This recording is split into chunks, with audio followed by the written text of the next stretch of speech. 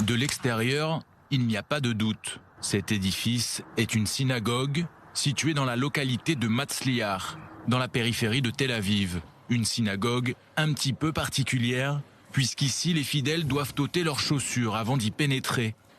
Et à l'intérieur, c'est à s'y méprendre.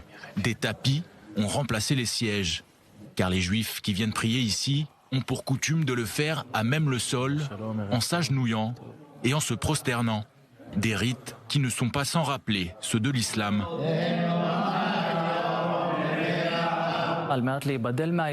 Aux alentours de 700 ans après Jésus-Christ, pour se différencier de l'islam, le judaïsme rabbinique a décidé de ne pas continuer à prier comme les musulmans et que la prière se ferait donc désormais de façon assise et plus en se prosternant.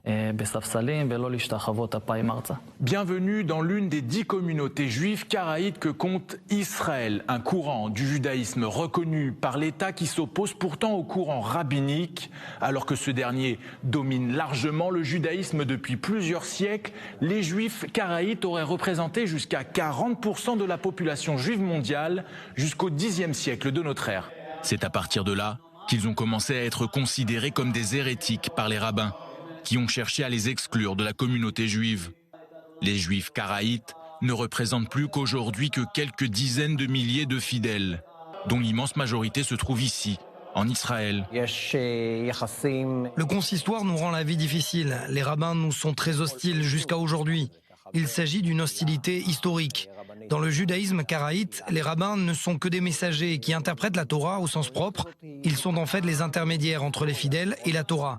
Alors que dans le judaïsme rabbinique, les rabbins ont autorité d'interpréter la Torah pour faire de nouvelles lois, ce qui ne correspond pas au dogme karaïte. Les juifs karaïtes ne basent en effet leur foi que sur la loi écrite, telle que la Torah l'a décrit. Selon la loi rabbinique, même si ton rabbin te dit que noir c'est blanc, tu dois lui dire amen. Le judaïsme karaïte se base sur l'idée que le bien se trouve dans la Torah et qu'il n'y a pas besoin de se fier à l'opinion d'un autre. La compréhension de la Torah dépend de l'individu.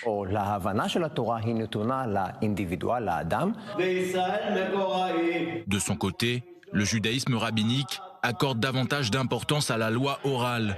Une loi orale interprétée par des hommes qui n'a donc rien de divin, selon le judaïsme karaïte. On peut tout à fait considérer le judaïsme karaïte comme le judaïsme originel, qui conserve les premières traditions du peuple d'Israël depuis toujours, jusqu'à aujourd'hui. Le judaïsme karaïte, c'est en fait le diamant dans la couronne. Alors que la plupart des juifs du monde entier célèbrent cette semaine Hanouka, la fête des Lumières, les juifs karaïtes n'allumeront pas de bougies cette année encore, puisque Hanouka est une fête d'institution rabbinique qui n'est mentionnée à aucun moment dans la Torah.